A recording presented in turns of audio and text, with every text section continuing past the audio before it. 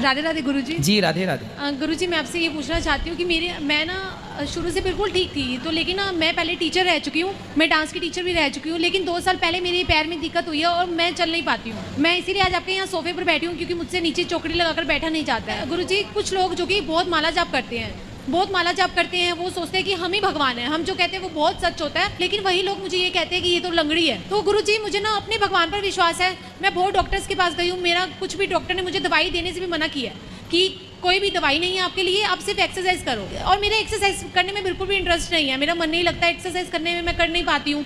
तो इसलिए मुझे कुछ बताओ, मुझे क्या करना चाहिए। मैं लोगों की सुन के ना, मैं वैसे तो बिल्कुल परफेक्ट हूँ, कोई बात नहीं, अगर भगवान ने दुख दिया तो मुझे ठीक भी भगवान ही करेंगे। कोई बात नहीं, तो आप एक्सरसाइज करिए ना, क्या दिक्कत है। मेरा करने का मन नहीं करता गुरुजी, तो पर ये कि लोगों की बातें सुन के ना मेरा माइंड परेशान हो जाता है कि लोग मुझे ऐसे कहते हैं। आप अपने स्वास्थ्य के लिए भी एक्सरसाइज नहीं करना चाहती तो आप आलसी नहीं है बहुत बड़ी?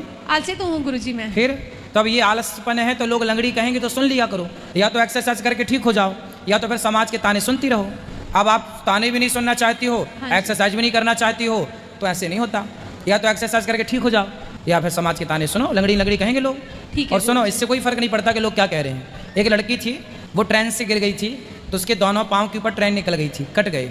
आज भी वो लड़की है, उस लड़की के पाँव कट गए, पूरी रात कटने के बाद वो ट्रेन के ट्रैक के नीचे पड़ी रही। सवेरे लोगों ने देखा, रात के 8 बजे की दुर्घटना हुई, और पूरी रात पड़ी रही, चूहे उसके मांस और हड्डी को तरते रहे। आप उसकी बिल्कुल जंघा से यहाँ से ना अलग हो गए पाँव।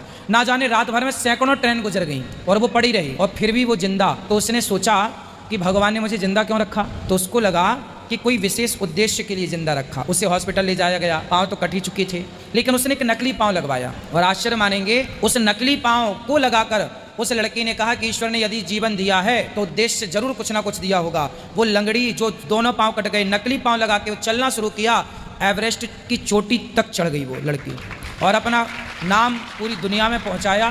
पूरी दुनिया के लोग इससे जान गए कि वो एवरेस्ट की चोटी में चढ़ गई नकली पाँव से। तो आपके अंदर जो जुनून है, जो जज्बा है ना, वो आपकी शक्ति है। पाँव शक्ति नहीं है। जिनके पाँव नहीं है वो भी इतिहास रच लेते हैं। आपके पाँव में तो जरा सी मौच है, तो वो ठीक हो जाएगी। तो आप इतनी हिम्मत क्यों हारती हो कि लोग लंगड़ी कह रहे हैं? तो आप एक्सरसाइज कर लो ना और ठीक हो जाओ ना।